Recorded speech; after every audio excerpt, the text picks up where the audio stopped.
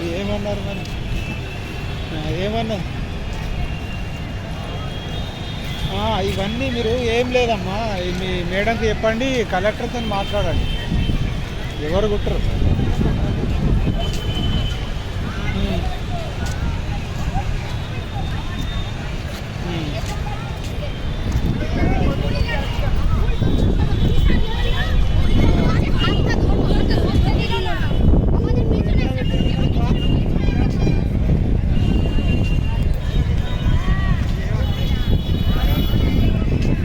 ఎవరు తీసుకున్నారు దాని ఇన్ఛార్జ్ ఎవరు ఏపీఎంఏనా